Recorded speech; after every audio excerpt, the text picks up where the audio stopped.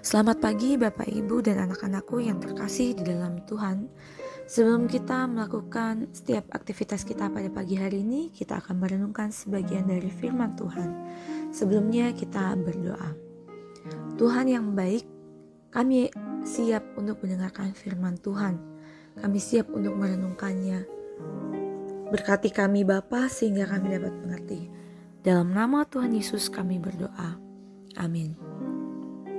Bapak Ibu dan anak-anakku yang terkasih dalam Tuhan, di Indonesia istilah EGP, emangnya gue peduli, adalah istilah yang sangat populer yang dipakai untuk menyatakan bahwa orang yang mengucapkannya tidak mau memikirkan hal atau isu yang dibicarakan. Walaupun istilah EGP seringkali ditulis dengan setengah bercanda, jika dipakai untuk mengomentari kesulitan yang dialami seseorang, nadanya terdengar sinis dan egois. Sebenarnya sikap ini tidak baik jika kita lakukan dalam kehidupan sehari-hari. Di pagi hari saat orang bertemu dengan sesamanya, seringkali menyapa, "Apa kabar?" Tetapi sapaan itu sebenarnya keluar hanya sebatas basa-basi saja. Mereka tidak mengharapkan untuk mendapat jawaban. Di zaman sekarang ini, orang tidak peduli atas apa yang terjadi terhadap orang lain. Dan menyapa itu hanya untuk sopan santun saja.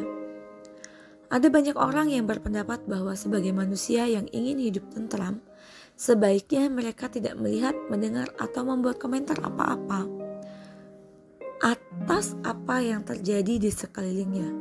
Jika ada hal-hal yang tidak baik yang terjadi, lebih baik tidak ikut campur. Jika orang tidak usil untuk mencampuri urusan orang lain, hidupnya akan terasa damai. Memang jarang orang yang mau menolong orang lain, persis seperti yang diungkapkan dalam perumpamaan orang Samaria yang baik hati. Dalam Lukas 10 ayat 30-37. Semua ketidakpedulian seperti di atas bukanlah sikap yang patut ditiru. Tambahan lagi, ajaran dunia untuk mind your own business dalam hal-hal tertentu bisa bertentangan dengan prinsip kasih orang Kristen. Paulus menulis kepada jemaat di Galatia bahwa sebagai orang percaya, kita harus peduli atas apa yang terjadi pada orang lain dan mempunyai rasa empati dan simpati.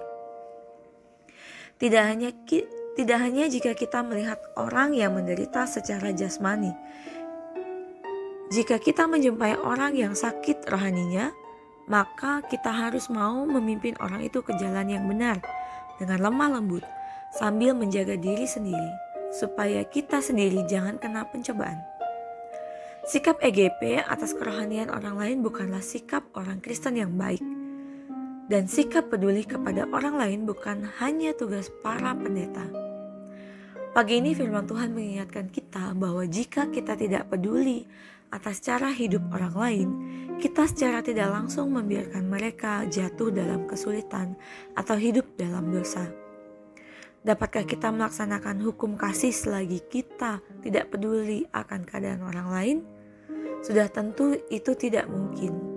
Yesus berkata bahwa hukum kasih yang kedua yang harus kita lakukan selagi kita hidup adalah untuk mengasihi sesama kita seperti kita mengasihi diri kita sendiri. Dan dengan demikian kita harus selalu peduli akan keadaan orang lain dengan maksud menolong mereka. Amin. Mari kita berdoa. Tuhan Yesus, ajarlah kami untuk kami memiliki sikap peduli terhadap sesama kami, terhadap lingkungan kami, dan terhadap semua yang ada di dunia ini. Dan Tuhan, kami juga mau menyerahkan seluruh kehidupan kami hari ini kepadamu. Sebentar kami juga akan menghadapi ujian akhir semester. Tuhan Yesus yang memberkati setiap persiapan kami yang sudah kami lakukan kemarin, sehingga kami boleh mengerjakan dengan baik. Terima kasih Tuhan. Ajari kami Tuhan Yesus untuk kami boleh terus peduli.